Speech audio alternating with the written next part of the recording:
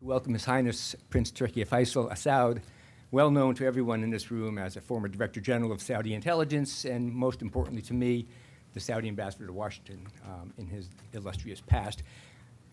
Prince Turki has very generously offered to provide some observations of his own on the conversation that ensues with our panelists, and he will do so just before he has to leave around 3 o'clock. And Hussein, I will leave that to you to introduce His Highness at the appropriate moment. Specifically, we're going to look at two angles, American politics and policy on the one hand, and its impact on U.S.-Saudi relations and U.S. relations with the Gulf states in general. We're delighted to have a very distinguished panel with us today. We welcome, right next to me, David Frum, senior editor at The Atlantic. And if you want to know more about the panelists, their bios are in the little pamphlet on your seat. But very briefly, David Frum is a senior editor at The Atlantic and writes for a number of other publications, Daily Beast and others. We have, again, to my immediate right, Professor Bernard Heikel, extremely distinguished scholar of the Middle East, who is professor of Near East Studies at Princeton University. And at the end of the table, Mr. Fahad Nazar, who is a non-resident fellow here at the Arab Gulf States Institute in Washington. And I am Hussein Ebish, a senior resident scholar here at AGSU. So we're going to have a conversation about JASTA. Just before 3 o'clock, we will ask for some thoughts from His Highness, and then when that's done, we will open the floor up to you and have your comments and questions, and we'll wrap up just around 4 o'clock. So that's how this is going to proceed. And I'll begin by asking the panel their initial thoughts, but let me just say that on September 28th of this year, Congress handed President Obama the first and what will probably be the only veto override of his administration. So it's really very significant. And it required a piece of legislation of enormous emotional and political power to prompt that. And not only was it the only veto override of the Obama presidency, look how lopsided the vote was, right? Only one vote to sustain the veto in the Senate, Harry Reid, the minority leader, who is retiring, right? And in the House, 77 members voted to sustain the veto. It's absolutely overwhelming. Before that, JASTA had passed with unanimous voice votes. Not to say that everyone voted for it, but no one voted against it at all during these voice votes. So it's a tremendously one-sided piece of legislation. But on the very day that it passed, September 28th, when the veto was overridden, 28 of the senators who voted to override the veto sent a letter, an open letter to the sponsors of the legislation expressing deep concern about the consequences of the very act they just voted for, and were immediately talking about the need for a legislative fix. So this is all very extraordinary and not normal at all. So let's begin by taking a look at the impact of this bill, which basically allows Americans to sue foreign governments and foreign governmental officials for acts of terrorism that have taken the lives of U.S. citizens on U.S. soil. It's very specific. And it doesn't contain the usual kind of binding executive waiver. We'll talk a bit about what it does allow the executive to try to do. But let's begin with an overview. And let me ask Professor Heikel to begin by giving us your sense of the impact of this bill on U.S.-Saudi relations in particular, and any other major impact you think it's going to have on American diplomacy. But let's focus on the Saudi angle first. Okay, thank you, Hussein. I think that this bill is, in a way, a culmination of a series of events that had already indicated to the Saudi leadership that things were not going well in the relationship. And more specifically, that the Obama administration had, in a way, abandoned its allies in the region. And Saudi Arabia is not the only ally that feels this way. Israel also, I think, feels this way, in favor of a more pro-Iranian, or at least the Obama administration, of course, sees it as a kind of balancing act. And this legislation seemed to be the icing or the cherry on the cake that culminated this process. The Saudis, Saudi leadership, sees this as not only unwarranted, but as not being based on facts. That that Saudi Arabia had been and continues to be at war with both Al Qaeda and more recently ISIS. That there's a long history of antagonism and actual blood in that relationship. And so to be accused of being to be accused of being culpable of doing something you have not done strikes the Saudis as unjust and unfair. And I can say something about the relationship between Al Qaeda and the Saudis, if you wish me to. Absolutely, go right ahead. From what I can tell, at least as far as the Saudi leadership is concerned, is to say that you want to blame us for something we did, that's fine. But if you want to blame us for something we did not do, that's not fine. I mean, no one would accept this.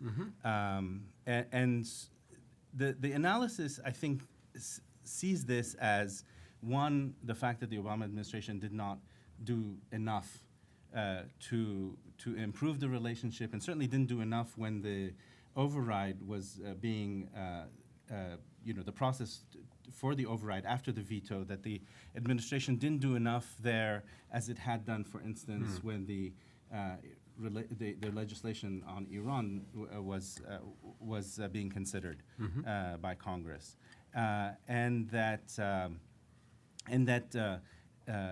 this is a relationship that needs to be fixed, and also the leadership in Saudi Arabia sees this all as a function of a particular electoral cycle in the United States. That had we been in a time when there weren't elections, and very strange elections, Yes. then this probably would not have happened. Maybe I should get back to the issue of the relationship with Al Qaeda in a later question. Sure. No, well, we'll definitely be talking about that a good deal. Before I bring in the other panelists, let me do a quick follow-up to you specifically. Because yesterday, I think it was, Secretary Kerry, after meeting with the Saudi Foreign Minister Adel Jubeir, had a very interesting comment, and I'm just going to quote him verbatim because I think we need to consider the language very carefully and therefore precisely. He said that we discussed ways, we meaning the two foreign ministers, discussed ways to try to fix this in a way that respects and honors the needs and rights of the victims of 9/11, but at the same time does not expose American troops and American partners and American individuals who may be involved in another country to the potential of a lawsuit for those activities. So what could the United States and Saudi Arabia do bilaterally at the executive level to address this? I mean, in other words, is there something pending the legislative fix that Congress is talking about, and we'll discuss all of that after the election? Is there anything in the interim, until there is a legislative fix, that U.S. and Saudi Arabia can do to either offset the impact of JASTA or maybe set the stage for a fix, if you see what I mean? In other words, sort of do something that gives Congress the ability to say, well, we don't need JASTA as we passed it. Something else will do because these steps have been taken. Yeah. I mean, there has been an idea of setting up a fund for the victims of 9/11, but I can't imagine, nor would I think anyone expect the Saudis to be engaged in this, because it would assume that there's culpability there. The thing to understand about the victims of 9/11, and of which, by the way, I mean, I was there when 9/11 happened. My neighbor's son was killed in the buildings. I saw the buildings go down. So, all of us were touched on that day. The thing though that I think the victims must understand is that Osama bin Laden, in person, wanted to drive a wedge between Saudi Arabia and the United States. The fact that there were 15 of the 19 hijackers were Saudis is not an accident. This is a deliberate. He waited an extra period of time to find the sufficient number of Saudis to actually join this attack. So if you destroy the relationship with Saudi Arabia, you're actually fulfilling his last will and testament from his watery grave. Why would you do that? I mean, why would anyone want to do what bin Laden wants to be done? I think it's not just a rhetorical question. No, I think it's a serious good question. Yeah, it's a very serious question, yeah. Fahad, let me ask you the same question. I mean, what do you think can be done between now and additional legislation to offset the negative impact of JASTA at every level? Right, so obviously that bill came out of Congress and it was vetoed in Congress, so the ultimate resolution will have to come out of Congress. It's difficult to say, like Professor Hakel, what tools are available to either the Saudi government or the administration. However, I do want to point to the immediate reaction of the veto or the override of the bill, because I think there was a distinction between the relatively measured response of the official response of the Saudi government and then what you saw in the Saudi media. So the response from officials, whether it was Foreign Minister Adel Jaber, was fairly measured. I mean, the way that the Saudi officials have framed this issue all along was very similar, in fact, to the way that the administration has framed it, that this has wider repercussions for the way that nations conduct their international relations, that you have this organizing principle without which chaos could easily ensue. The Crown Prince, Prince Mohammed bin Nayef, made sure to also make a similar point when he addressed the United Nations early in the month. So that has been the official response. Obviously, that they've expressed grave concern, but it's been relatively measured. And when I say relatively, I'm talking about in comparison to what you see in the Saudi media. And in the Saudi media, the response has been much stronger. And when I say media, I'm talking about both traditional and social. So my reading is a lot of writers have seen this as basically adding insult to injury, and they've framed it in the wider context of relations with the Obama administration over the past 8 years. I think if you read the Saudi media, President Obama's legacy is clearly not viewed very positively, and I think it began with his reversal on the self-imposed red line on Syria. The nuclear agreement with Iran created further tensions. And this, I think, again, in the eyes of many Saudi writers and opinion leaders and just regular Saudis online, was seen as adding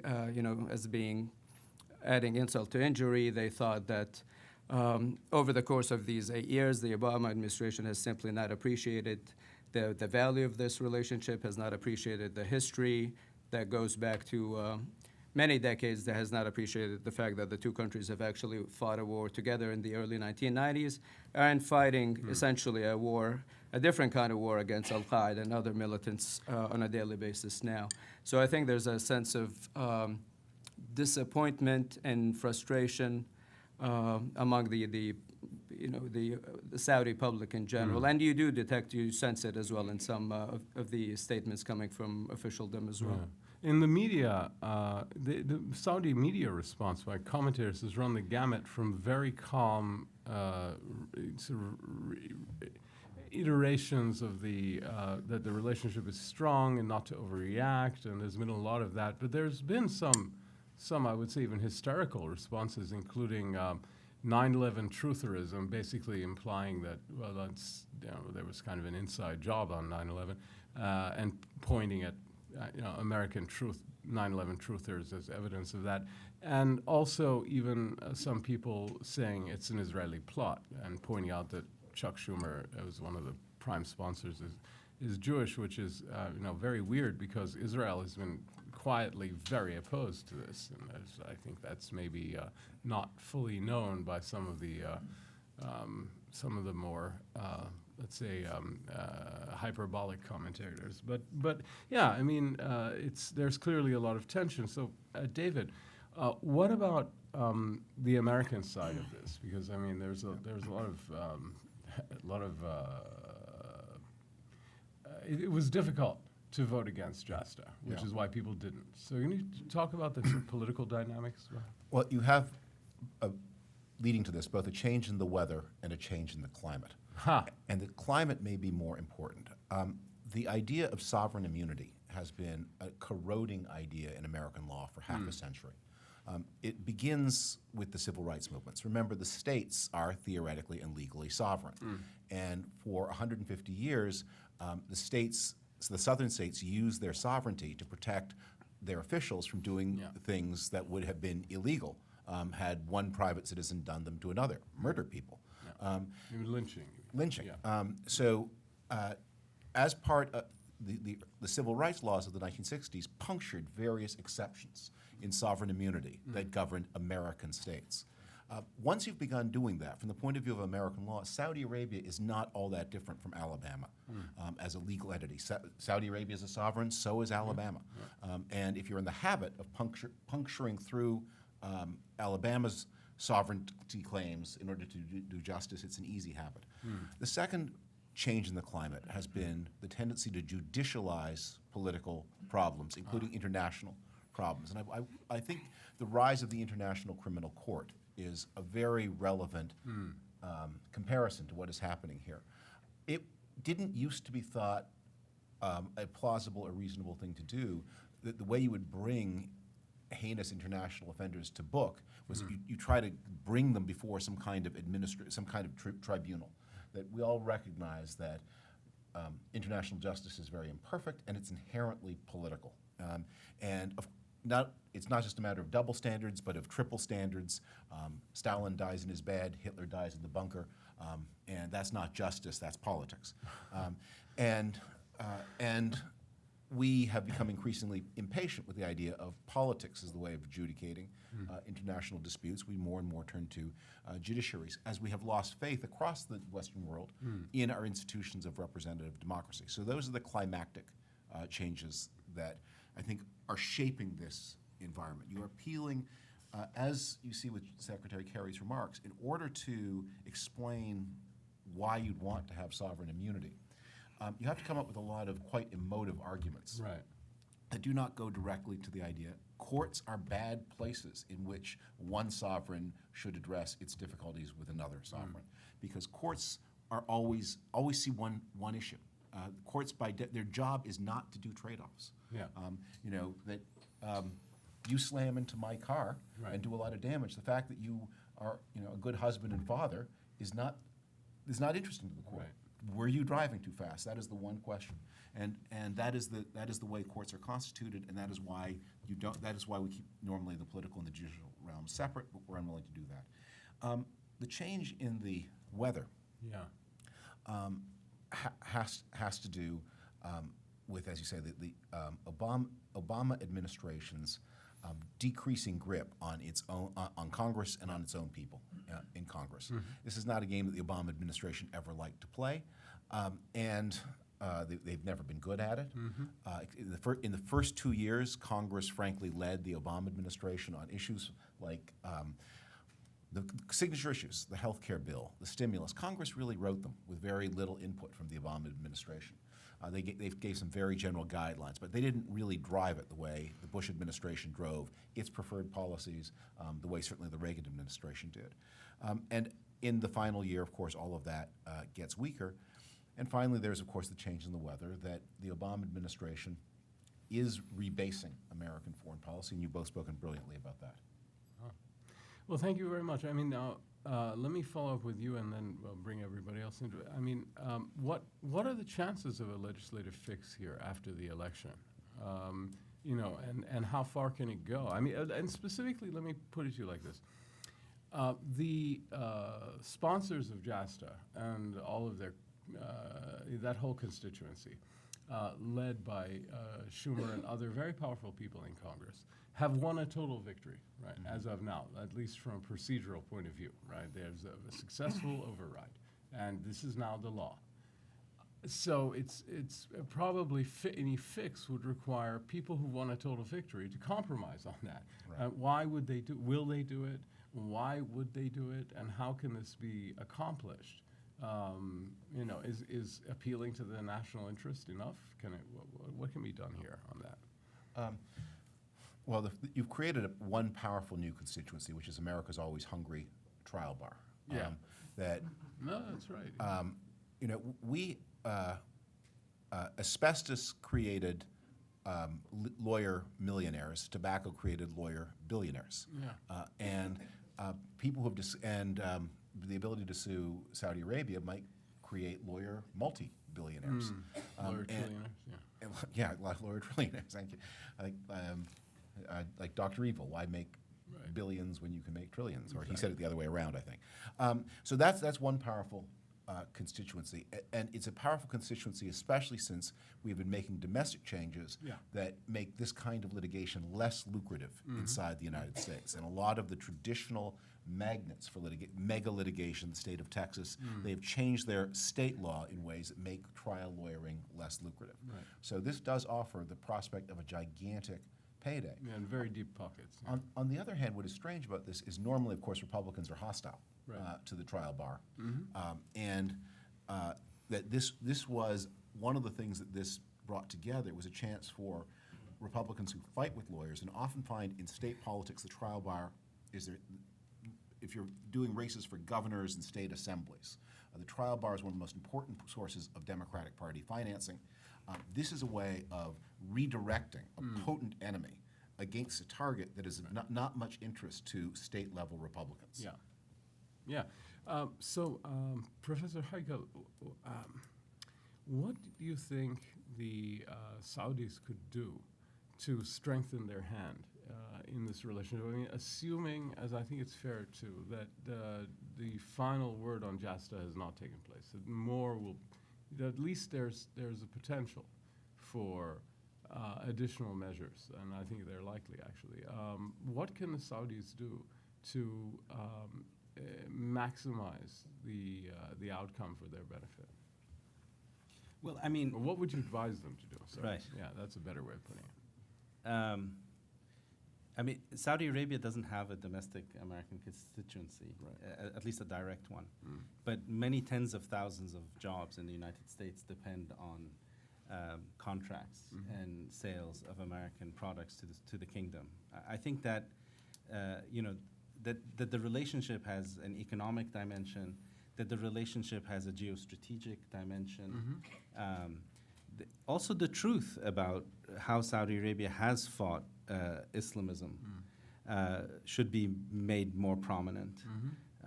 I also think that the Saudis, frankly, have done a very poor job of telling their story in the United States. And I think there's no place for them to go but up, frankly, as far as the American public is concerned. So, a public diplomacy, a public relations campaign, and then also, of course, very practically, there is the question of the constitutionality of this law. Yeah, but that takes a long time to Yes, but to litigate. well, yes, but it can stave off actual litigation. Okay, so what you're suggesting is to make the case publicly and to Congress about the dubious constitutionality of this law Right. in order to rationalize a legislative fix. Yeah, and then you makes can put sense. off actual trials for a decade. Yeah, yeah. Fahad, what do you think the Saudis are going to do? Well, I'd like to mention a roundtable that I attended not long ago, about 2 months ago, prior to the vote, with the Saudi Foreign Minister, Adel Jaber. It was here at the Saudi Embassy with just a handful of us analysts from Washington. And for about 45 minutes or so, Minister Al-Jaber tried to convince me and everybody else in the room that U.S.-Saudi relations have never been stronger or in better shape, contrary to the popular perception that there's been this strain in relations. And he cited a number of examples. Economically, the size of the trade has continued to increase significantly, even going back to 10 years ago. There is very close cooperation in terms of countering the threat from militant groups, whether ISIS, Al-Qaeda, or their various branches. He mentioned the number of students who are here. And he even, at some point, he even joked, he said that, Secretary Kerry is in Saudi Arabia so often that he practically lives in Riyadh, which is... there is continuing dialogue. I mean, that is one of the striking features of the relationship, I think, is that there seems to be almost nonstop dialogue on a host of issues between the two nations. And we just saw the minister was in town yesterday and met with Secretary Kerry to talk about a host of issues. So I don't think it's an accident that this relationship has succeeded, has been sustained for as long as it has. Like Dr. Hakel has said, I think that it is multidimensional. I think the trade is really, to some extent, dismissed or not given enough weight here. There are companies that have made a living and have made business in Saudi Arabia, and its employees have made or maintained their jobs here for many years. You have thousands of Saudi students who've studied in the United States. So I think I do see this relationship ultimately surviving this. I mean, there is precedent. Sure. The 73 embargo is probably the first this is not the strain. lowest point. And then there's the 9/11 attacks themselves. Now, some would argue that relationship has not fully recovered from that. I'm not sure. I think that certainly compared to the immediate aftermath, it has. And again, I think the cooperation does exist on several fronts. So over the long term, I am, I think, optimistic for the endurance of the relationship. But there's also no denying that I think that the relationship has come under strain during a very turbulent time for the region, and I think understandably so. Yeah, by all means. I think Saudi Arabia has always been a very potent player of the inside game in Washington. I speak here as someone who does not know Saudi Arabia well. I've never even visited the country, so I'm speaking, I'm sure, in terrible ignorance. But one of the things that I just think is a general rule of politics is when you've lost a round of a game, you need to change the game. And if having been a good inside player, this is a defeat in the inside game, and that means you now need to think about the outside game. One of the things, again, I speak in ignorance, not knowing Saudi Arabia at all well, but there are widespread American suspicions that not everything is known about the Saudi role in 9/11, including those famous redacted pages in the 9/11 report. What if Saudi Arabia convened its own 9/11 commission with internationally recognized investigators and said, we're going to go through our files. I mean, obviously every country has state secrets, but we are going to answer every question, because one of the things that, even for those who don't like the trial lawyer lobby and understand the importance of sovereign immunity and don't want international relations judicialized, especially not with friendly countries, is the suspicion, well, what exactly did happen? Yeah. You know all the rumors, air flights out of Washington, the 23 redacted pages.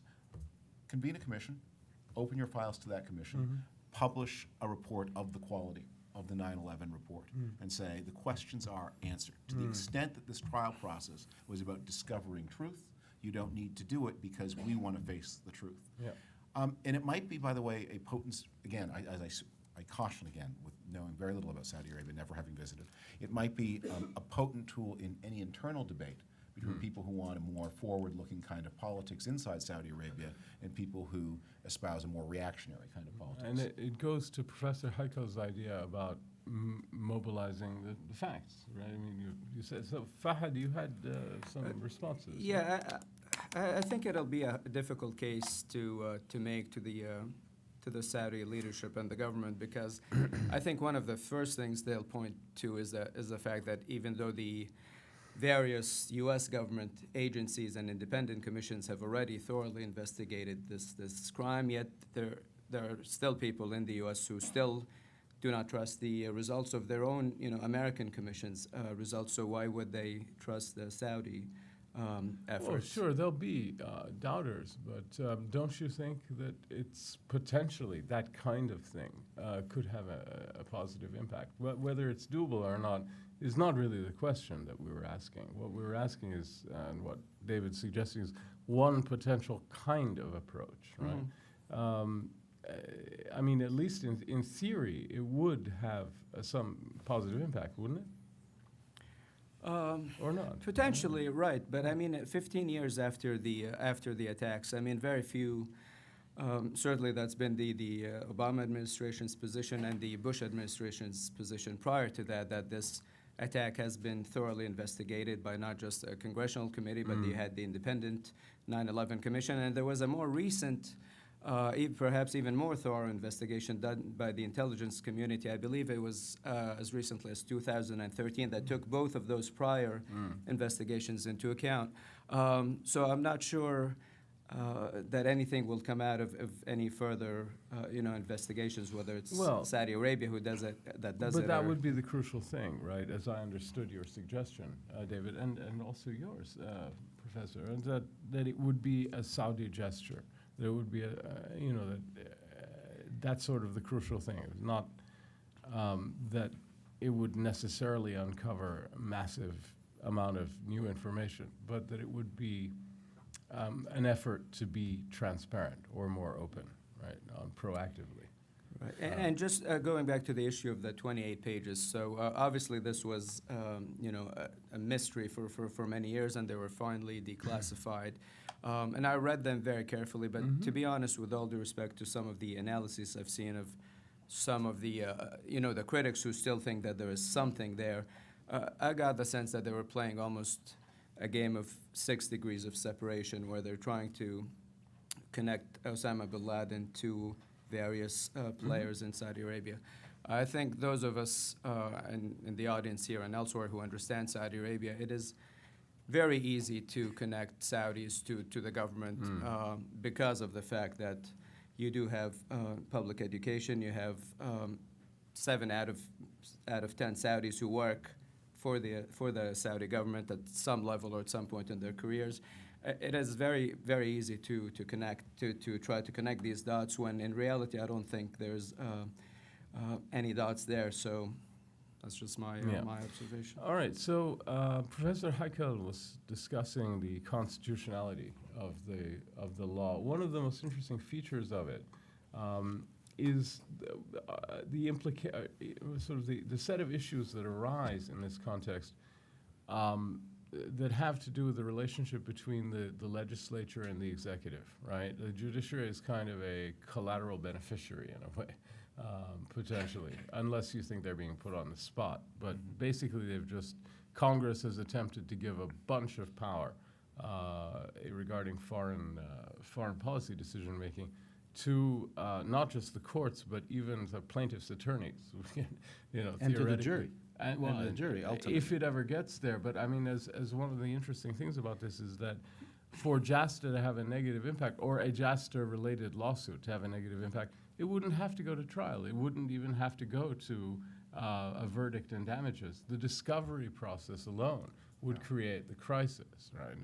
I mean, that's where the demand for secrets would come up, and a diplomatic incident would be. So as soon as the trial is allowed to go ahead by a judge, then you've immediately got your crisis. But I'd like to ask David to talk for a second about the lack of an executive waiver in this bill, which is really extraordinary. It may be unique, right? Compared to something like the Jerusalem Relocation Act or many others, where there is a binding executive waiver. And there was in earlier drafts of JASTA. It's been dropped. It was dropped. And the relative constitutionality. What this all says about the relationship between the legislative and judicial and executive branches. Look, there's a non-trivial constitutional argument that goes to exactly what you said. Because presidents are confronted with foreign abuses of the civil rights of the rights of American citizens all the time. Yeah. Malaysian airliner overflies Ukraine. Yeah. A missile from somebody shoots it down. That missile probably was supplied by the Russians. Maybe the people who fired it were the Russians. And there were 4 Americans on that flight, and they're killed. Yeah. And now the president has one more problem in the relationship, very complicated relationship with Russia. And the president has to decide, is this problem 1, problem 2, problem 11, problem 14? How does it rate? Yeah. What if the Russians are being super cooperative on another matter at the same time? And that's politics. That's what presidents do. Yep. And if everybody in the world was a good friend and a liberal democracy, you wouldn't need foreign relations at all. But the world is full of people with whom we have very complicated relations, and the Constitution entrusts that job of balancing those concerns to the executive branch and to the president. And this does infringe on that presidential power. So I think that's a non-trivial argument. A lot will depend on what the Supreme Court looks like in a year or two. Right. As you all know, there's a vacant seat. Judge Garland may end up on the court in the last months of this Congress. That's not impossible. There may be an even more liberal a judge appointed by President Clinton if she makes it. Generally, the judges that Democrats like don't tend to give a lot of deference to presidential power. And that may be about to change now the Democrats are getting so much better at winning the presidency than they used to be. But judges, remember, are old and carry around with them the ideas of 20 years ago. Right. And those people who would be eligible to be put on the Supreme Court by President Clinton would have their minds formed mostly during the Reagan years when the Democrats were suspicious of presidential power and it was Republicans who were advocates for it. Yeah. Let me just take a little pause here before we broaden the conversation, which I think it's a good idea to do, and bring in the audience and invite Your Highness to make a few remarks, if you would like, before you have to go at 3. So if you'd like to use the handheld mic or come to the podium, I'd be very interested in getting your feedback as long as you're with us. Thank you very much. I congratulate myself on being here and hearing the distinguished panelists, because it is a very eye-opening session and I appreciate it and thank you for it. I just want to read you something that I wrote and delivered at a conference before.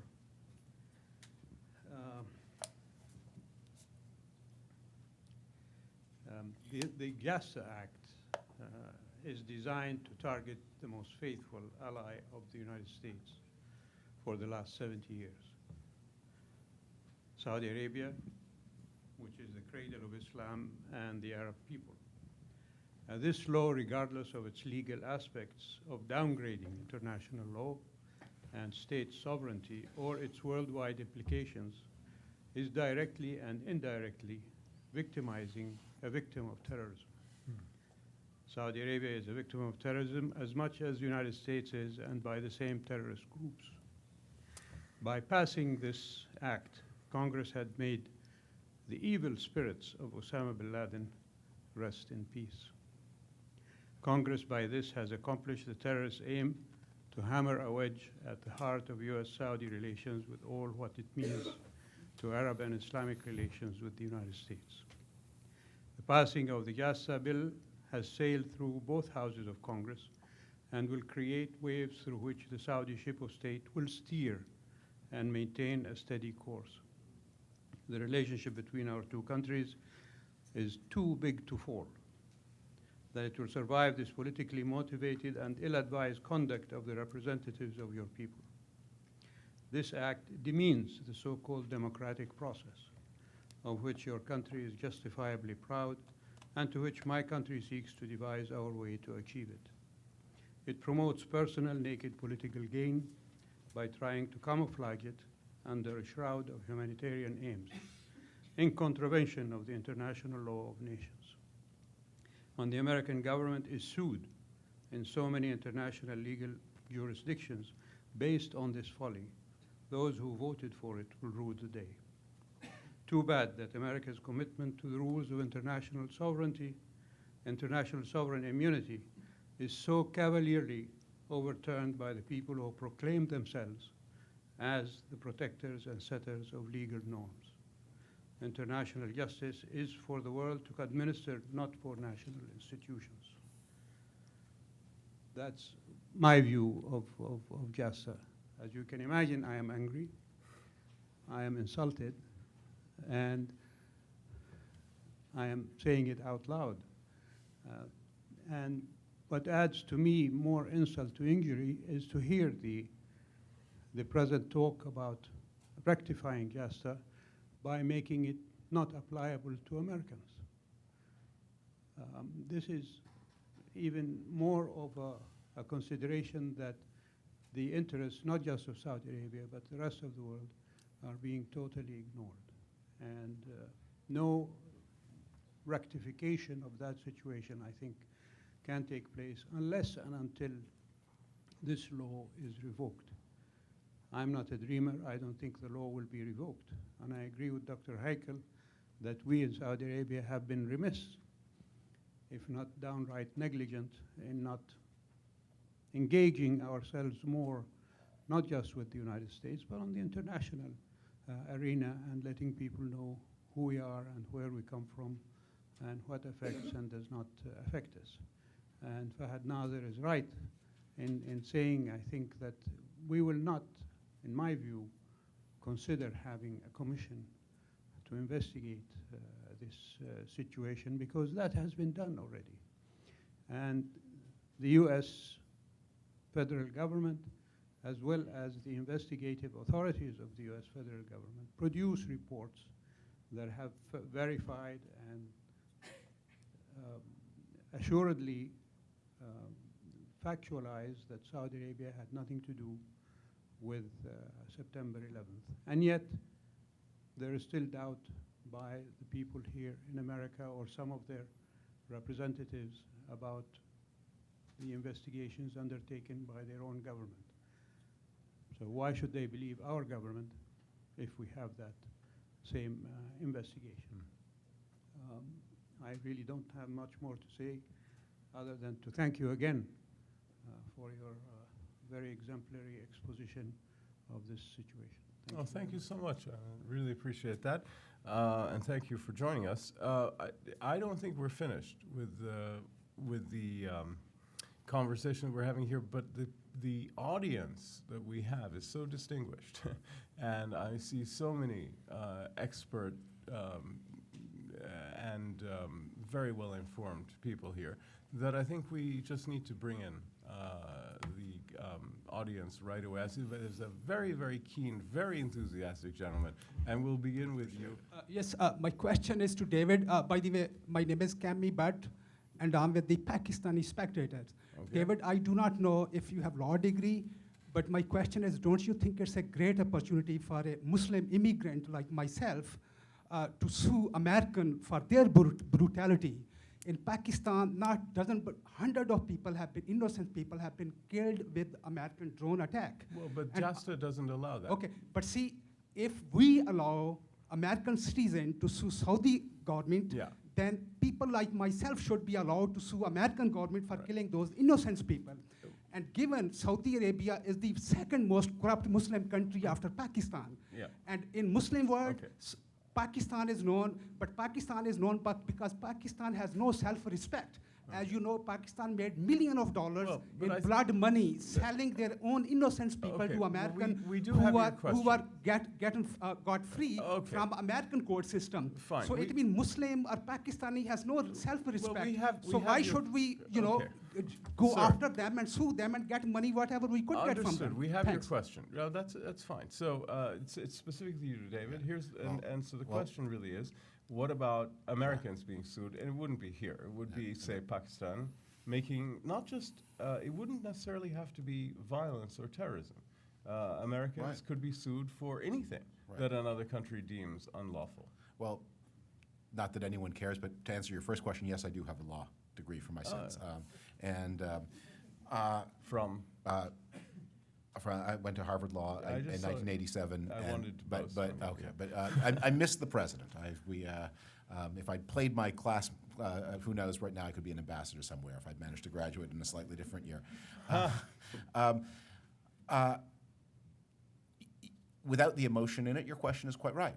That is the basis of the sovereign immunity Yeah. system, because we don't want the United States. I mean, I hope I won't offend your feelings. I would say very few Americans have the confidence in the Pakistani court system that you do, maybe zero.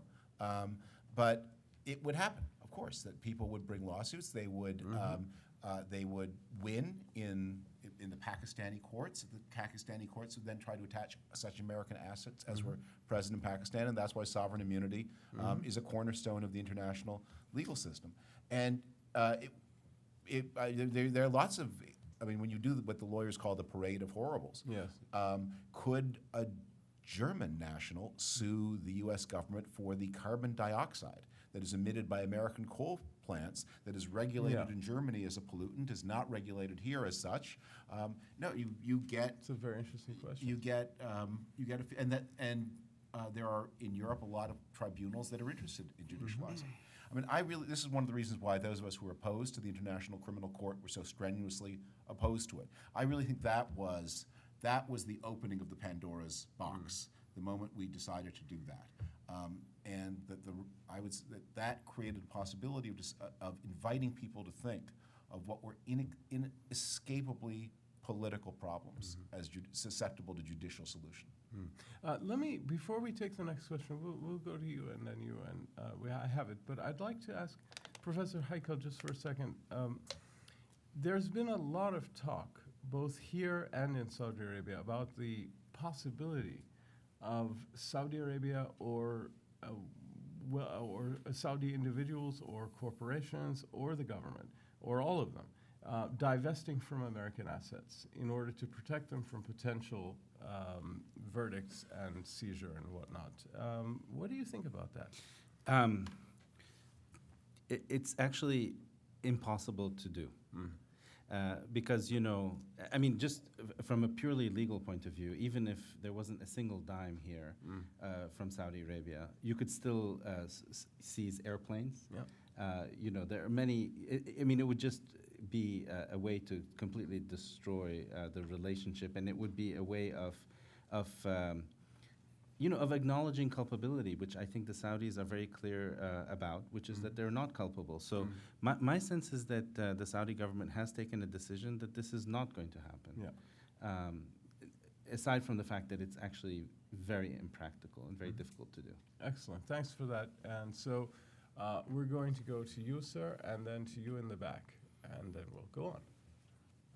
Abdullah Al-Hassan from the International Monetary Fund, but I ask this questions as a Saudi. Following up on your questions about disinvestment, I think you mentioned, Fahad, about the local media, where they talk about the JASTA and the negative views. But there are some who went far ahead and they suggested making disinvestment from the United States. Right, and I think even the minister, he hinted to it in the past. Personally, I don't think that will be feasible. I don't think the authority, they do need it, nor the statistic that came this morning from the Eurobond that the government issued yesterday. 44% are from United States, hedge fund, pension funds, and so forth. But I would be interested to hear your views about the outlook of the investment, whether in trade or in capital, between the two countries, and are there any negative precautions for this law? Great question. What's the impact on trade? Well, I mean, I have seen I've certainly seen these calls in the Saudi media almost immediately after the veto was overridden. But these calls have been in the Saudi press for a while, especially as we saw this strain between the U.S. and Saudi Arabia over Syria and I think primarily Iran deepen.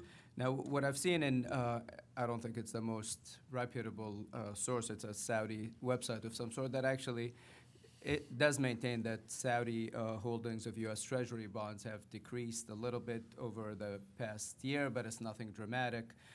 Overall, when I think it was the New York Times that actually did reveal the numbers, it's about $80 or $90 billion worth of U.S. Treasury bonds that Saudi Arabia holds, which is significantly less than many other countries. China and Japan, I believe, are at the top of that list with considerably more, but so are, I believe, Ireland and Brazil have considerably bigger holdings. But it's also my understanding that the foreign minister, Adel Jaber, said that we did not make, there was an item in the press that there was a threat of some sort, but it's my understanding that he said we never made such a threat. What we did say is that the prospect of having our assets frozen will likely have a negative impact on the investment environment in the United States for other countries. And obviously there are many, many countries that have even bigger investments in the U.S. and Saudi Arabia. So I think he was responding in a broader sense in terms of just making foreign countries nervous about investing in the U.S. First, exactly on this text, why should Saudi Arabia should be afraid if it is not involved? And this is also some of them quote one of the congressmen who used the same statement. Second question, most of them wondering if there is no item or article in the U.S. laws that to freeze the Saudi Arabia investment or money here with the beginning of the suit. So why Saudi Arabia not to take the time, because we know such kind of suit, it takes a long time to be finished. So why Saudi Arabia not use this long time to withdraw gradually or immediately their money here? Okay, so that's the same question again. But what I would point out two things before I ask the panelists. Number one, we come back again to that question of divestment. I don't know if there's anything any of you want to add to that, but I would say, I want to reiterate, a JASTA-related lawsuit does not have to go to trial or let alone verdict and damages to create diplomatic chaos. All it has to do is get into the earliest stage, which is discovery. Discovery, there would be interrogatory questions and demands for documents, and that would be the diplomatic crisis right there. Because essentially, plaintiffs' attorneys, whose only interests are the interests of their client and who are ethically bound only to pursue zealously the interests of their clients, right, would have to essentially go for broke, so to speak, in getting as much information as they could. And let me add something to that, which is, of course, civil matter is not a criminal matter. Right. There are very weak requirements of confidentiality. Anyone who has ever been a beat reporter knows that the way you get your big stories is that a local plaintiff's attorney gives you their dossier on the local factory, the local bank, and you as a journalist, you end up, usually you're in a situation where the plaintiff lawyer is more entrepreneurial, the defendant lawyer is more corporate. The plaintiff lawyer makes his or her own decisions about what to reveal. The defendant lawyer has to go to a committee, so the plaintiff lawyer is always nimbler and faster and more responsive to your phone calls, and they shape your story in a way that the corporate defense lawyer never does. And when the entity being sued is not a corporation but a state, that will be even more true, and you will have a lot of partial reports. And so, just to echo what Hussein said, that one of the anyone who's ever been involved with any of these government investigations here in Washington knows the famous phrase, the process is the punishment. Even if you win, you lose. You lose. Yeah. Does any of you have anything to add about investments and finances? The gentleman is specifically asking about that. And I think we've been over it a bit, but anything to add? No? Okay. Well, we'll move on to the next question. We have a gentleman right here, and then you after that. And then you in the back, yeah. So we go one, I'm two, Patrick three. Theros, a retired ambassador, and I run the U.S. Qatar Business Council. I think one interesting part is this law, at least as the letter of the law is written, is not aimed at Saudi Arabia, it is aimed at the entire world. Right. And I worry that any number of really imaginative trial lawyers can find some really imaginative links between, say, support from other Gulf countries to an organization which is linked to a second organization, which is linked to a third organization. Are we seeing any reaction from other countries not just in the Gulf, but in the region. I can think of half a dozen non-Gulf countries that could be linked to some act of terrorism. Yeah, I mean, I'll ask the panelists to answer, but let me just tell you that the EU, as a body, sent a letter to the State Department really before it was passed, deploring the act and warning darkly about its consequences and what its own member states might have to do. The French have protested. I think the Dutch have protested. Believe the Belgians have. I know the Israelis have been quite strong on this, very quietly behind the scenes, and I think there are others. So the international community has been quite outspoken, and we're talking here about opposition from really key American allies, right? And so it's not necessarily just states that are on the periphery of the American alliance system, or states that are very close allies like Saudi Arabia, but that are sort of culturally distant from the United States. You know, very, very close and long-term and culturally close allies of the United States who are very disturbed by this because of the impact they think it will have. The position they think it'll force them into, I think that's the point that the French have been making, you know, is that they won't be able to restrain their own trial attorneys and others in their own system. If the Americans behave like this, their politicians will pass a law doing the same thing, and then they'll be full of magistrates and prosecutors and plaintiffs' attorneys doing all kinds of things. Gentlemen? Right, yeah, it's my understanding that the GCC did issue a statement. They did. Collectively, but also individually, expressing their grave concern. And as you already said, Hussein, countries like the Netherlands and France also issued very strongly worded statements. And as I mentioned in my opening remarks, that has been the argument of the official argument from Saudi officials from the start, that this has the potential to not only impact and weaken Saudi and strain U.S.-Saudi relations, but it goes way beyond that, which is, again, in tinkering with this pillar of the international order. And as David said earlier, it's basically changing the rules of the game, which I think it's very understandable that most countries don't want to do that because they're just not sure where that leads you. Yeah, and David called the ICC Pandora's box, and the first time I wrote about JASTA, I used that metaphor for JASTA as well. I think it really is. It looks so nice, it's so attractive, but it unleashes horrors, I think, in all likelihood. Did you have I think there's been one case against Iran based on JASTA. Yeah, I think there's one already that's been, lawsuit that's been filed. There's one that's been filed against Saudi Arabia, I know that, by a Navy widow, 9/11 widow. Yeah. So I know that for sure. There may be an Iran one as well. So that means. You could sue Iran. Well, yeah, You could, yes, definitely. I know. You didn't need JASTA. You're right. Yes. You're right about that. 1605A, you could sue. You're right about that. There were already lawsuits against Iran that were successful, and And others, actually, but- I mean, there are lawsuits against Saudi Arabia that were stopped because of the sovereign immunity Right. doctrine that now will get reactivated. I mean, that's why there was this push for JASTA, is that there were quite a few lawsuits against Saudi Arabia or Saudi officials that routinely dismissed because of sovereign immunity. And the whole point of JASTA is to allow them to go through the court system and into discovery and chaos. You've asked a question already, so we have another questioner in the back. We'll come back to you, sir, but give other people a chance.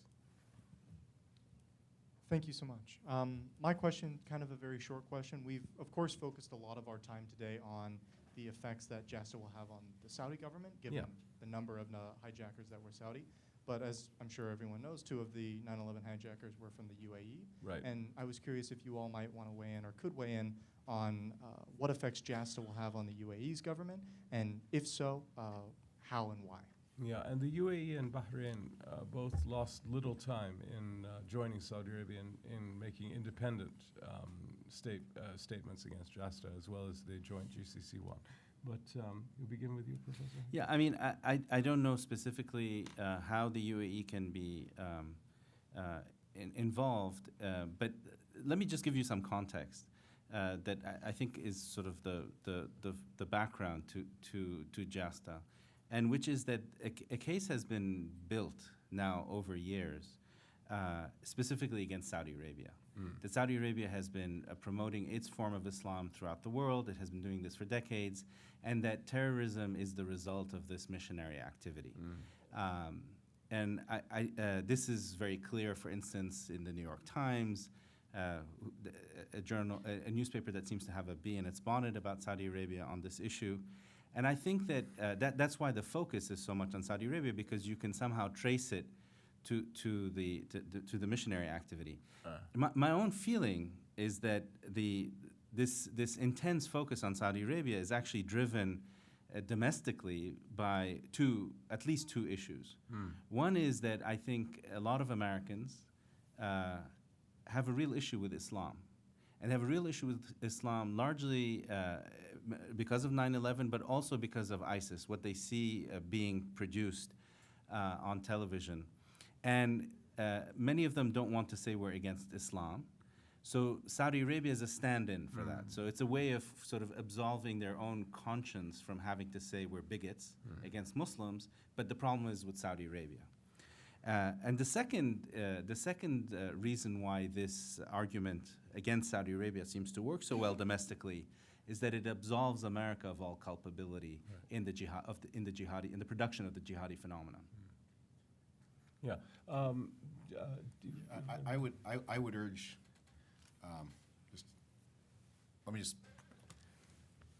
you don't have to approve of what Saudi Arabia has.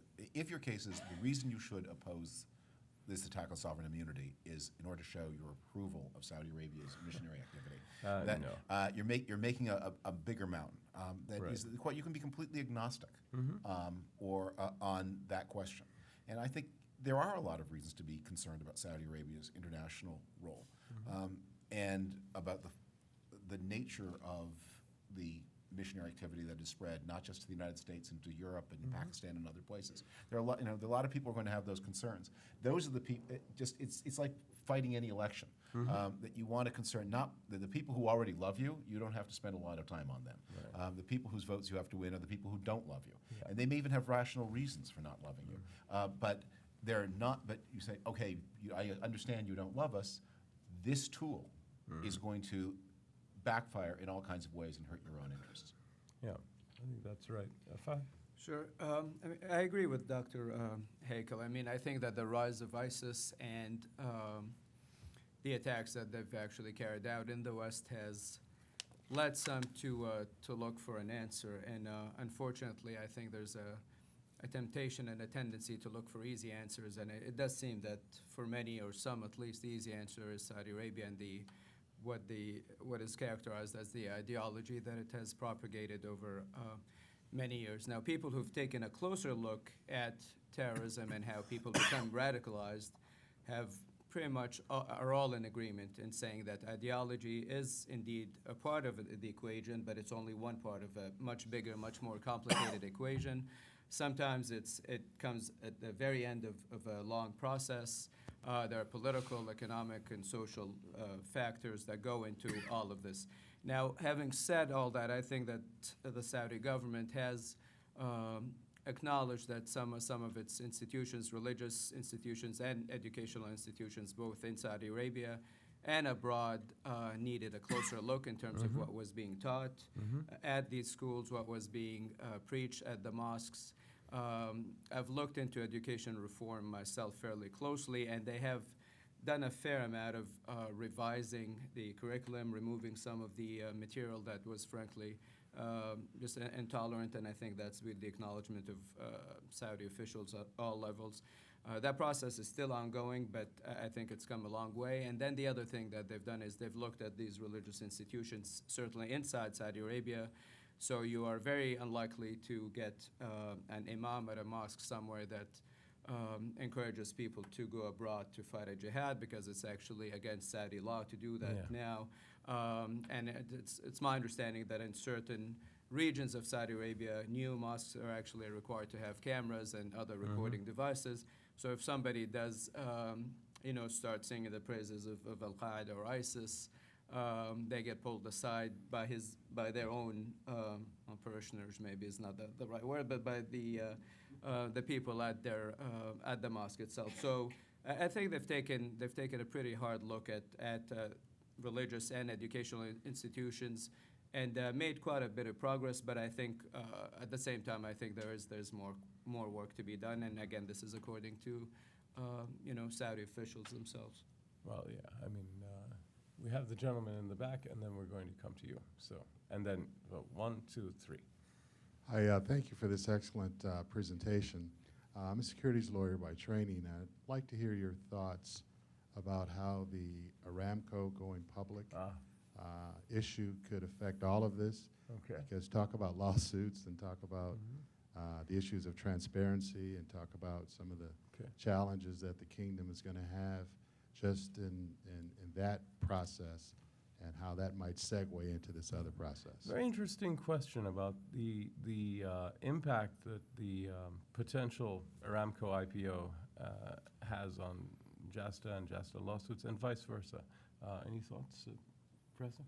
Well, I mean, I don't think there's actually a clear answer to that question. I mean, if Aramco, if there's an IPO of Aramco, which looks very likely, it's very likely to also happen probably in New York. Maybe New York, London, and Hong Kong, but very likely in New York. And that would mean that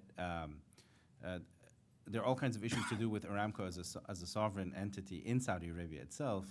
It would have to disclose all kinds of issues about reserves and wells and things that it hasn't had to do before. Yeah. So there's that issue before we even get to JASTA. And then JASTA would compound matters. But if you want to go after Aramco assets, I mean, you don't need the IPO.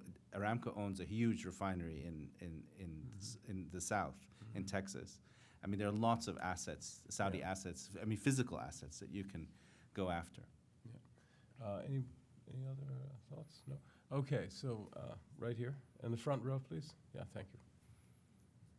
And then. Marwa Maziad, University of Washington. Maybe I want to bring back some of the questions about the extent and the impact of this around other GCC countries. My work is actually on Qatar in particular, and in a book that I published a couple of years ago, I was actually looking at how rumors or actual eventual allegations of the bribery in the World Cup. I was looking at how that could come into more of allegations of unlawful acquisition of assets in the very countries Qatar, for instance, had acquired assets. So I was looking at how some of these countries are treated as holdings and actual corporations. So if you can comment maybe on the legal aspect of how corporations are sued or not sued internationally, and also that extent to other GCC countries beyond the Emirates, actually. Qatar, since it didn't have its own citizens on these planes, but how much are they impacted with this? Yeah. Would you like to begin? I mean, I'm not a lawyer, so I'm not going to venture. But you're a lawyer. Do you have any thoughts on this? Look, once you're dealing with private entities, the whole question of whose law applies to which lawsuit, that was famously the hardest question, the hardest exam in the entire 3-year curriculum, because it created an infinite regress, where you were directed from the law of country A to the law of country B. And we were joking about that. We were joking about that on the way in. I think that's a different kind of matter, and it's not a new matter. There are vast volume. There are people who devote their lives to this fascinating topic.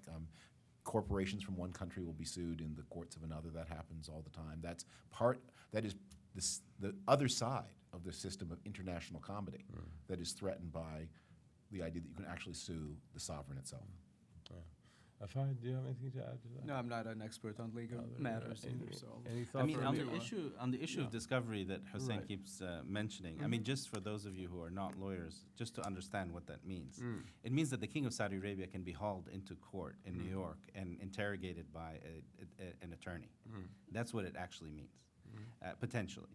Among other things. Among other things. Right. So you can imagine the problem that, and if he doesn't show up, then you get a summary judgment against the kingdom, and then you get immediate damages. Correct.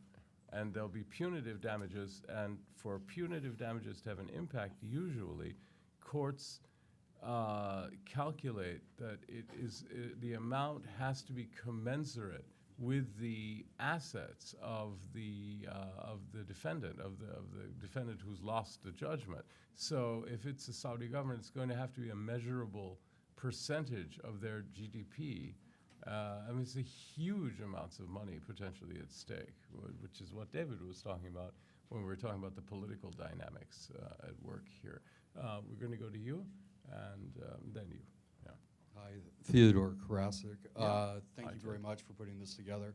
Sure. I wanted to ask you a wider question about JASTA and the impact that JASTA will have on the National Transformation Program and ultimately Strategic Vision 2030. Yeah. I think it's important to think about those medium to long-term implications. So I wanted to hear what the distinguished panel has to say. Yeah. in response. What about the impact on the transformation program, if any? Well, I mean, can I jump in? Sorry. Please. So I was in Saudi Arabia not long ago, and I think that very ambitious package of economic and social reforms is really, I think, on everyone's mind. I think in some ways it will be the centerpiece of King Salman's legacy as he forges it ahead. So JASTA, I think, I don't want to diminish its importance and by calling it a nuisance, but it's definitely, I think, a distraction for the Saudis. They would much rather focus on, I think there are three primary issues. I mean, the economic reforms, the Vision 2030 really is, without exaggeration, I mean, everywhere I went, that's what people talked about because it's impacting and it could potentially impact the way that Saudis live their lives. I mean, from the money they make to how much money they pay for electricity and water and power and other issues. So that's a huge issue. Everybody's involved in it.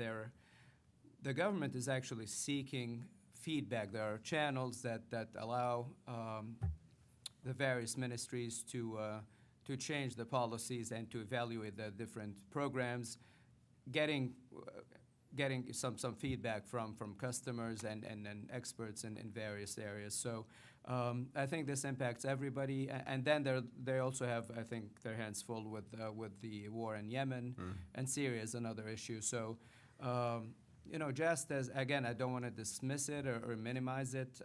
It's an issue of great concern. But if there's a way for that, I have no doubt, obviously, the Saudis would like it to go away as soon as possible. But, that it's not very likely at this point. It also raises a question as to, this will obviously go on. It will not be resolved anytime soon. So the question is, how does the next administration handle it?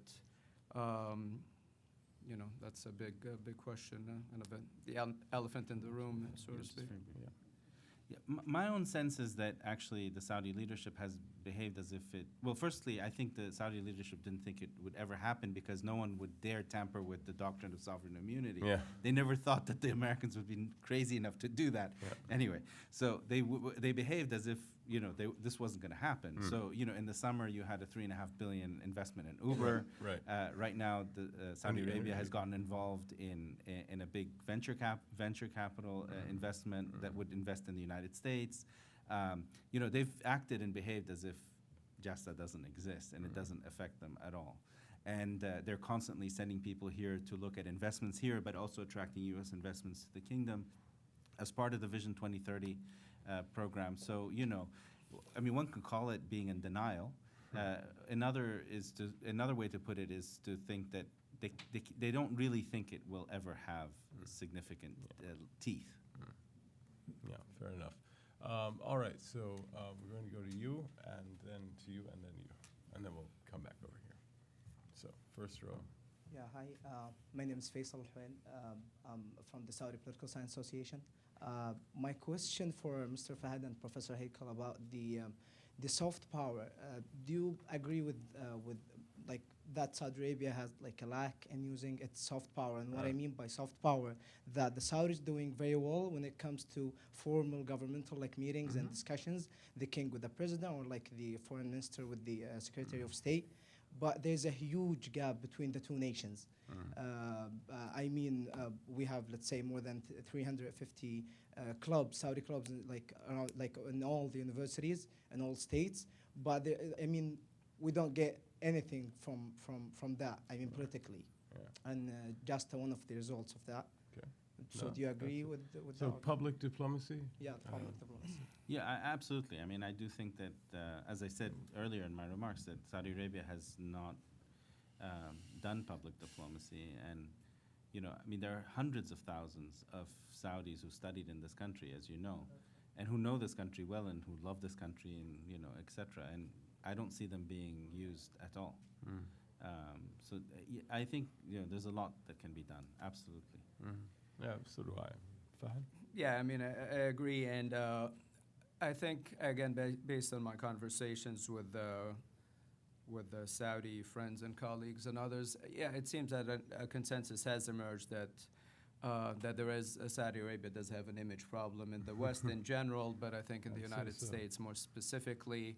I think Foreign Minister Adel Jaber himself at some point during an interview, I want to say with BBC last year, did acknowledge that there is a problem, and I think he didn't take, you know, personal responsibility, but he said the government overall is not doing a good enough job of telling their side of the story. I believe that Gallup did a poll not long ago, and I think Saudi Arabia scores fairly low among the respondents was here in the U.S., with, I want to say, China and Russia scoring higher. Now, this was about a year ago. I'm not sure how well Russia would fare at this point, but it's something worth keeping in mind. So, David, there's this. There was some resistance to your idea of a Saudi-led commission. I mean, is there? What are the prospects for successful public diplomacy? I mean, is there a receptive audience in the United States? Is there you think Americans are really willing to listen if the message is a receivable one? To what part of the story? Well, I mean, in general, to Saudi Arabia, the Saudi government improving the general impression that ordinary Americans have, or even American opinion leaders have. So, look, I'm very involved in Republican Party politics. Yeah. And so we're about to have another kicking administered to us. Yeah. And when Republicans get together to talk about our problems, the metaphor that is used again and again is the problem the pizza or is the problem the pizza box? Yeah. And what we have, for 7 years now, I have been an outlier on this, but the consensus has been pizza's great. Yeah. The pizza box could use some redesigning. I think beginning in November, we're going to have Republicans saying, "Oh, maybe the rat poison in the crust is also an issue that we should have."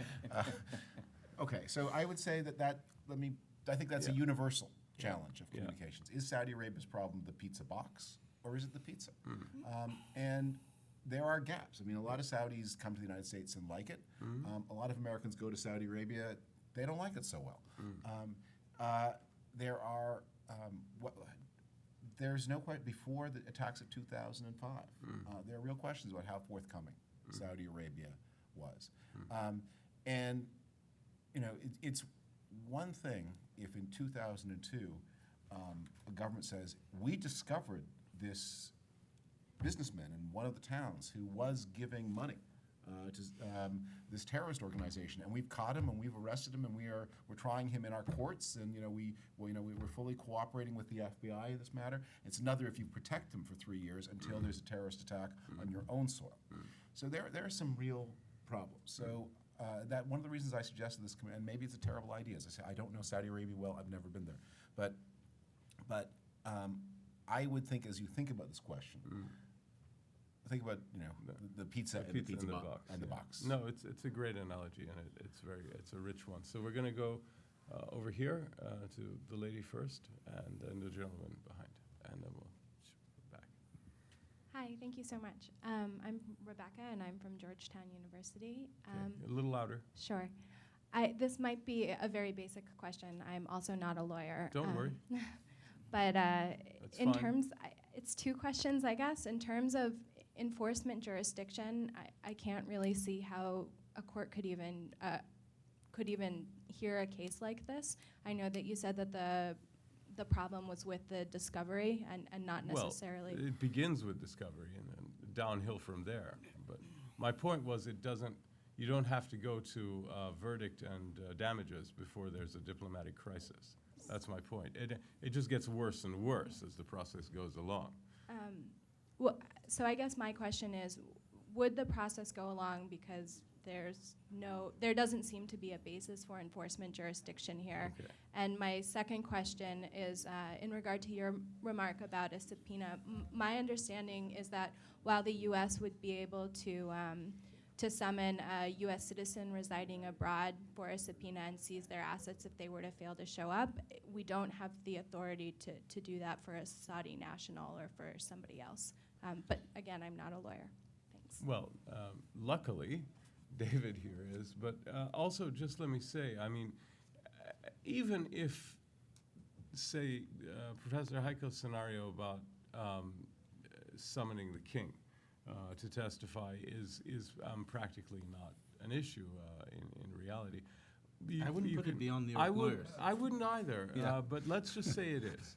At a minimum, you would have a series of interrogatories put before, say, the Saudi government, which would be sworn statements about all kinds of things, and request for the discovery of all kinds of documents that reveal not only classified information, but sources and methods, names of informants, all kinds of stuff that would never be handed over, would result in a summary judgment, and then you'd shoot right past trial directly into damages. And as I was saying, they would have to be, if they're going to be punitive, they have to be proportionate, and then you're talking about gigantic sums.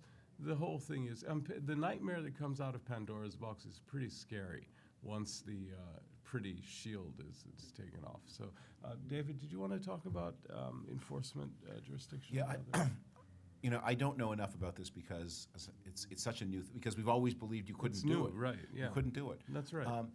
But let me pick up something that Hussein said about what is revealed by these discovery methods. So when the Pentagon Papers were revealed in 1970 or 71, you look back on it now and say, why was this so exciting? What was here that actually people did not already know in 1970 or 71? And the answer is there wasn't that much. There were a series of minor revelations that had huge repercussions outside.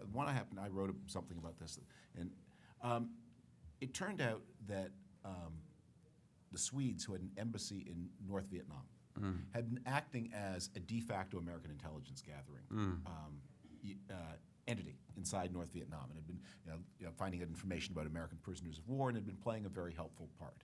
And they'd been doing all of this while taking in international forums an aggressively neutralist position on the Vietnam War.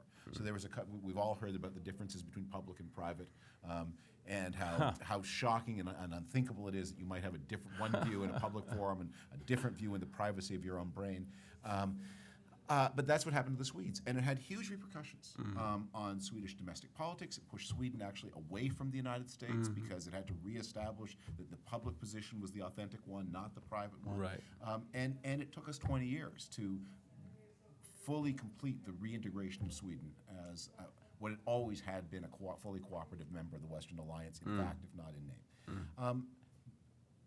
There are all kinds of things like that. I mean, if you ever were to get access to the Saudi files, I'm sure there are things that are highly embarrassing to the Saudi government in ways that reveal that they were actually a better friend than back at home they ever wanted to admit to being. Right. That might be things very embarrassing to the United States or other governments as well. Exactly. Yeah, so it's endless problems. The gentleman here. George Abed is my name. Hussein, I want to pick up on a point you mentioned in your introductory remarks, because that point, if it's important, then further discussion takes a different color. The point about the buyer's remorse of the 28 senators who wrote a letter, to write a letter and express that view after they had already voted to override the veto, tells me that they really feel strong about it, and they're not just going to go away, and there may be more support for that point of view post November 8th. Yeah. So the question is, and I would like the speakers to speculate on it, will anything happen as a result of that, or as a signal coming from this group of senators to perhaps either modify, adjust, provide a waiver for the president, other things that would actually make all the discussions we've had here perhaps not quite so critical? I'm just curious whether David and others can reflect on the legislative process legislative in the fix. interim period between the election date and January 20th. Yeah, I mean, let's think about a legislative fix and what it might look like. Let me just say, before we get into this, my understanding is that from what I've heard from the Hill and this whole process, is that the one thing that's really not on the table at this point, and it could change, is the implementation, is the obvious solution, which is the reintroduction of the executive waiver.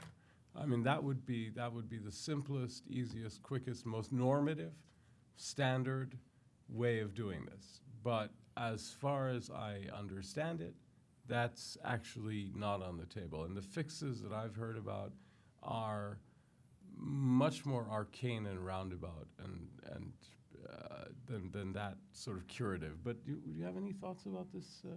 No? David, what do you think? I don't know this area well. And this question about it's almost a discussion you want to postpone for 90 days. Yes. Because Congress may look, it will certainly look a little different. It may look a lot different. May look very different, yeah. There's going to be a very interesting question of whether President Hillary Clinton will be a president who plays better with Congress, worse with Congress, or the same. That the relationship between President Obama and Congress got pretty frayed. And again, we don't want to take sides. He was just as sick of them as they were of him. Yeah, definitely. But maybe Hillary Clinton doesn't have a reputation as somebody who works well with people who disagree with her, but that may be unfair. And we are all about, very likely we're all about to learn. I think so. And we'll see if it's a priority for her, if she wants to reassert this. And the way to reassert it, if you were the president, is this is not about Saudi Arabia. It's about president. I mean, that's why, I was surprised that this had the result it did. This is about presidential power. This is about the right of the president to conduct foreign affairs as the president thinks, right? And that is a constitutional responsibility of the president, and it shouldn't be delegated to courts. Right. Without telling tales out of school, let me just say that I have a personal knowledge that makes me, that convinces me to a moral certainty that for some reason the administration did not make the requisite efforts to give its supporters in the House, for example, full and complete understanding of the reasons why they should have voted with the White House on this.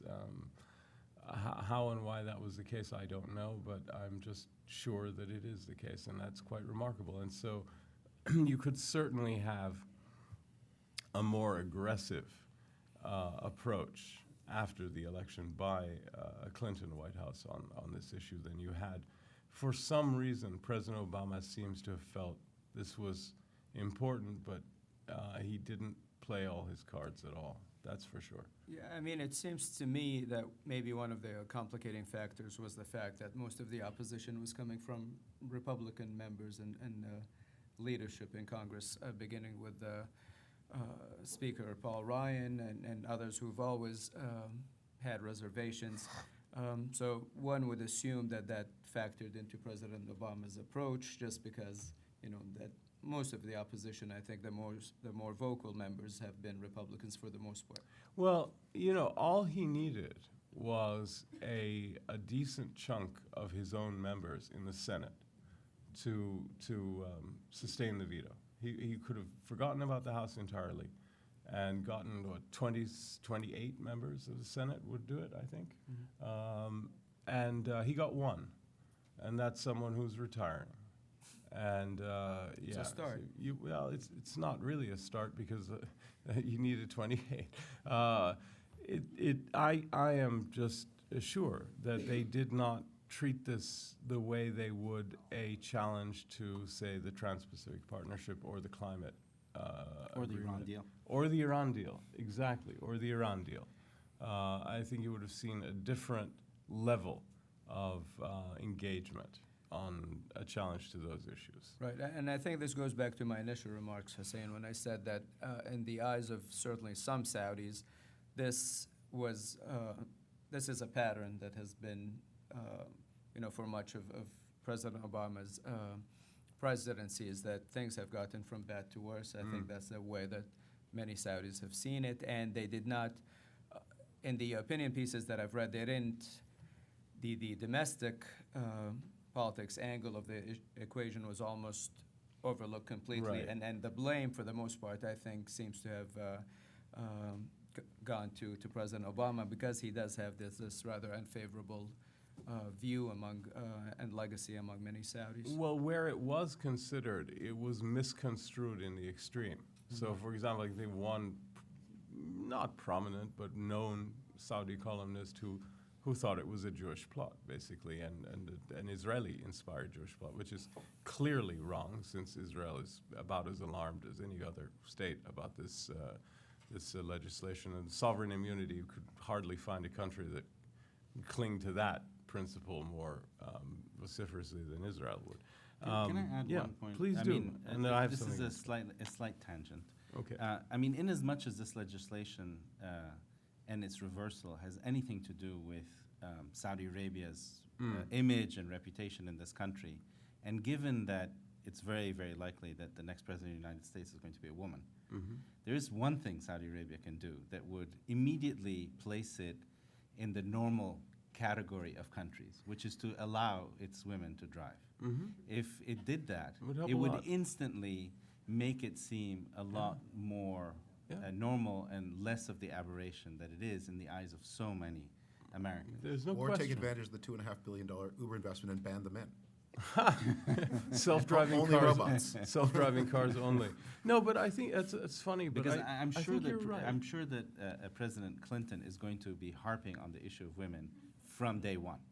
Well, I think raising the subject, I would say, but yeah, I mean, but I take your point.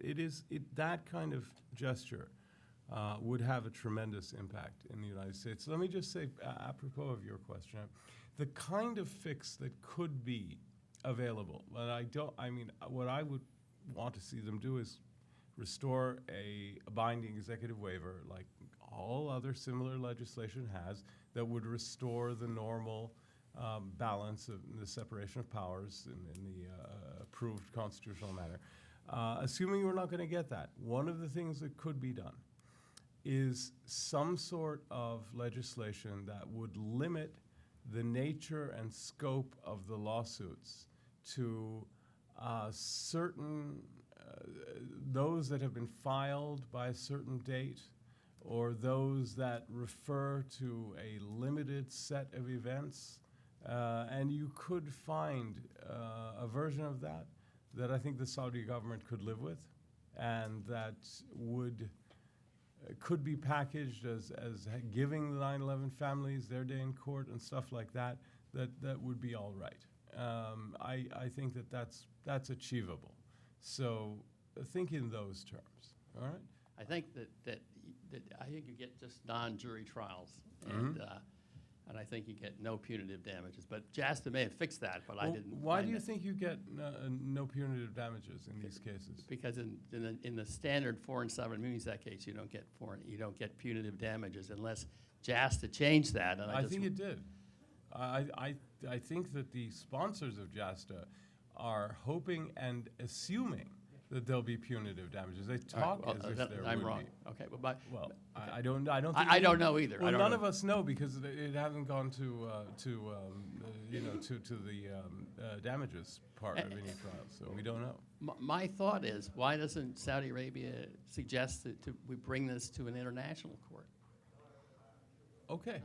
Then you wouldn't have American discovery. Yeah. You'd have you might have discovery like you have in civil countries. Yeah. You would also have, generally speaking, in a civil country, if you lose, you have to pay the other guy's lawyer. Right. And maybe it wouldn't be so much activity. No, it's a good question.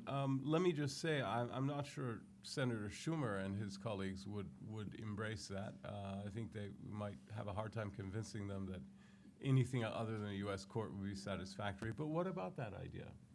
Well, I mean, who would the Saudis negotiate that with? You know, I mean, well, it would have to be you know, Congress, I guess. I mean, I don't. I mean, it's an interesting idea, but I don't know how you would put it into effect, given that Congress is so determined to actually have this tried here in the United States. Well, we'll see how determined they are after the election. They may mellow, but we'll see. Any thoughts on this idea? Yeah, again, I think it's unlikely, and His Highness Prince Turkey said as much.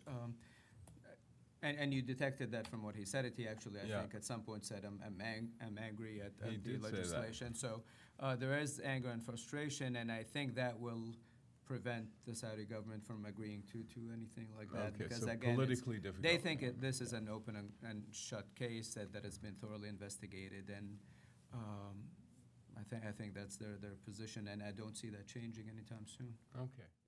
Amal Mudallali, my question is for Mr. Fromm.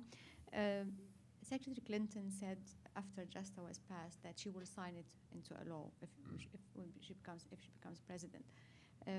Talking about the amendments that people are working on now and stuff like that, if this effort fails in the lame duck, do you think Clinton would, and forget that you are Republican, that Secretary Clinton or potential President Clinton could use her presidential powers to do something, and can she do something? Can a president using presidential authority to do something?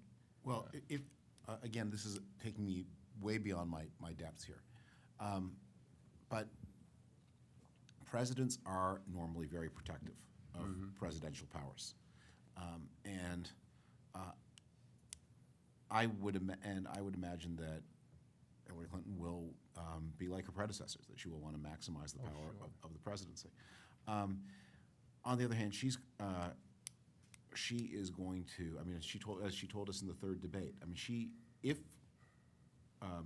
what she says is true, she is going to be plunged into a series of tremendous fights with Congress almost immediately. She wants to raise taxes right away. She said in the third debate that within the first 100 days she would return to the immigration debate. That's the most contentious issue in society. This would be a difficult fight for a new president. And one of the things that is sort of weird about this story is this is a classic fight in which an eighth-year president should be stronger than a first-year president. Absolutely. Because the eighth-year presidents, I'm just not going to pass over the.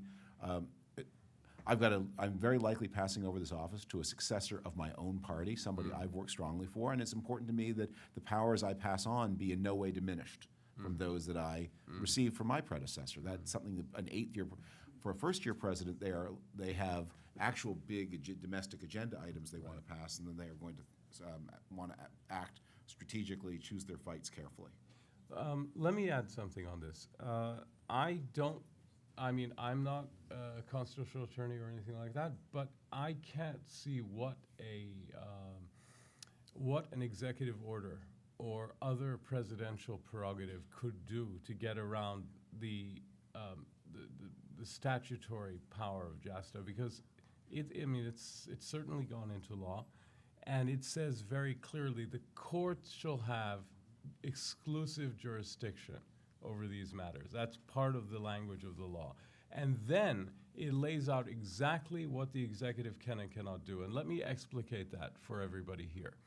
It says that the Secretary of State can request a stay on any lawsuit by certifying that there are good faith discussions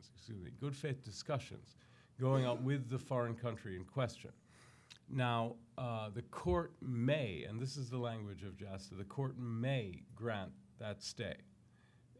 Implicitly, the court may not. That's why we speak about there being a lack of a binding executive waiver on this. Okay?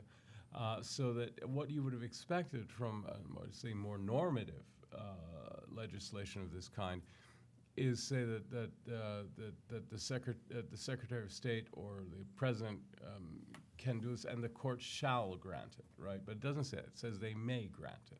So that means a court could turn down a request.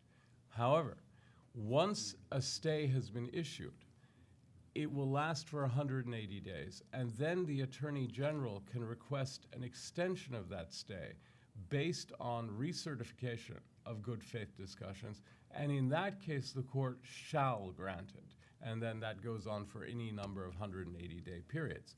So basically what the Congress has set up is a situation where when the issue comes before a court, the court and therefore the judicial branch gets to decide whether it wants to keep it and tell the administration, the executive, to go away and leave them alone and keep that power, or give it back to the executive. Once they do that, it stays with the executive. It doesn't bump back and forth. The executive keeps it for 180 days, but they can keep renewing it. The court doesn't have the prerogative of taking that issue back. It stays with the executive as long as the executive wants to hold on to it. But the point is, the court can say no in the outset and not grant the stay, and the administration will have no role in this. And I just don't see what. Maybe there's a smart constitutional lawyer who can tell us, but I can't think of anything constitutionally that a president could do to get around that, given the extremely explicit language of JASTA and saying the court shall have exclusive jurisdiction over this, and then going into those potential exceptions that are not binding. I think we may have wrapped up this discussion, so I'd like to ask our panelists for final thoughts. Where do we go from here? And how bad is this situation, and how can it be resolved? I'll begin with you, Professor Heike. I actually, it is, basically speculation where it's we're going to see with the lame duck Congress whether there's going to be any dilution of this bill, who the next president is going to be. But I'm fairly confident that the relationship between the United States and Saudi Arabia is a strong one, because it is not based on sentiments. No. And nor is it is based on very hard and crude, forgive the pun, facts to do with just the amount of oil that the country has and can produce, its location in the world, it's the stability of that country for the global order and for American interests. And a hard-nosed realist, an American hard-nosed realist, I think would realize this very quickly and would know that this relationship is fundamental to the security interests of the United States. A refined relationship based on crude facts. Yes. Okay, good. Fahad, let's go down the line and do David.